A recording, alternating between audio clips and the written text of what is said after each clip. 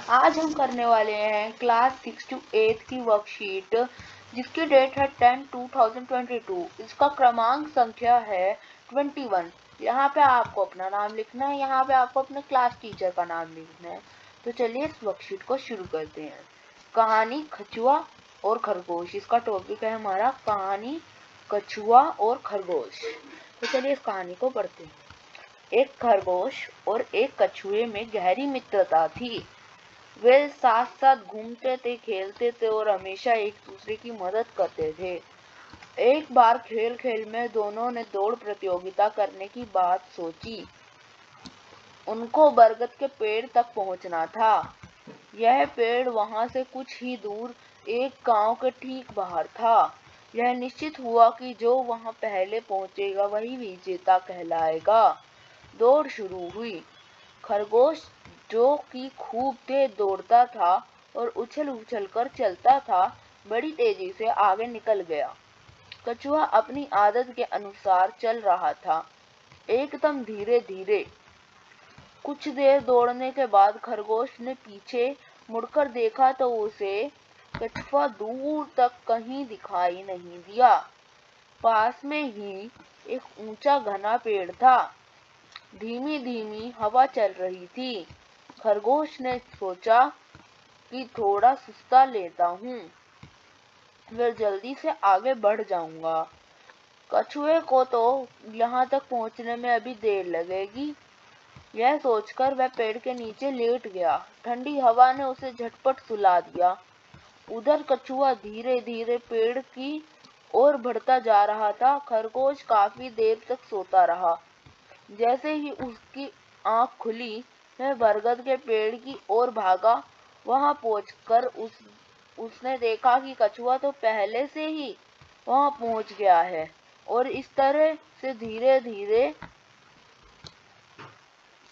ही सही पर लगातार चलकर कछुए ने प्रतियोगिता जीत ली। ये थी हमारी आज की वो कहानी।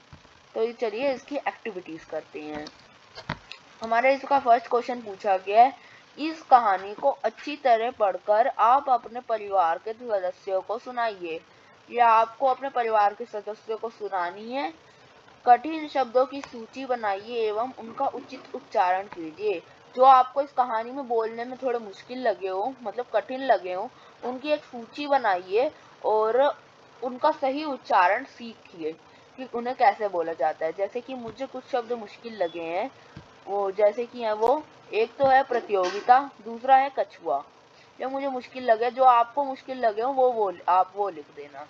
ठीक है, तो चलिए नेक्स्ट वाला क्वेश्चन देखते हैं। कहानी में एक जगह आया, धीमी धीमी हवा चल रही थी। क्या हवा चलने की आवाज को आप महसूस कर पाते हैं? इसमें पूछा गया है कि कहानी में धीमी धीमी हवा चल रही थी। क्या हवा चलने की आवाज को आप महसूस कर पाते हैं, मतलब सुन पाते हैं? आपको कैसे पता चलता है कि हवा चल रही है? एक वाक्य में लिखना है इसका उत्तर हमें। तो चलिए इसका उत्तर देखते हैं। हाँ, हवा चलने की आवाज को हम महसूस कर पाते हैं। हमें महसूस करके पता चलता है कि हवा चल रही है। हवा चलने की आवाज को हम सुन पाते हैं और हमें महसूस करके जब हमें हवा छूती है तो पता चलता है कि हवा चल रही है। और हमारा नेक्स्ट क्वेश्चन है, आप अपने माता या पिता के साथ बाजार जाते हैं, वहां पर आप किस तरह की आवाजें सुनते हैं? वे आवाजें आपको कैसी लगती हैं? इसके बारे में 2 या 3 वाक्य लिखिए। जैसे कि आप अपने मम्मी पापा के साथ कहीं बाजार घूमने जाते हैं, सामान खरीदने जाते हैं, तो वहाँ पर आपको बहुत सारी आवाजें सुनाई देती होंगी। तो वो यहाँ पे लिखनी है और बताना है कि ये आवाजें आपको कैसी लगती है सुनने में। तो इसका आंसर भी देख लेते हैं। हम जब अपने माता या पिता के साथ बाजार जाते हैं, तब हमें कई प्रकार की आवाजें सुनाई देती हैं, जैसे वाहनों के चलने की, सामान बेचने वालों की।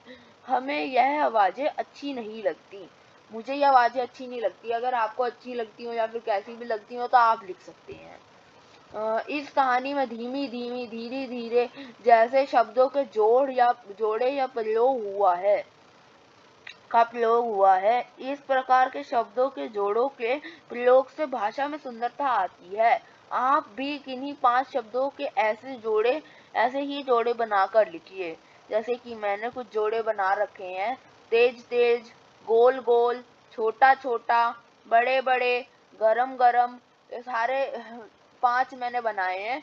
आप अपनी मर्जी से कोई भी 5 बना के लिखिए, या तो आपको अगर ये सही लगते हैं तो आप ये भी लिख सकती हैं। तो ये थी आज की हमारी वर्कशीट। अगर अच्छी लगी हो तो प्लीज़ चैनल को सब्सक्राइब कर देना, वीडियो को लाइक कर देना और कमेंट करके बताना कि वीडियो कैसा लगा। प्लीज़ प्लीज़ चैनल को प्लीज़ सब्सक्राइब ज़रूर कर देना। बाय।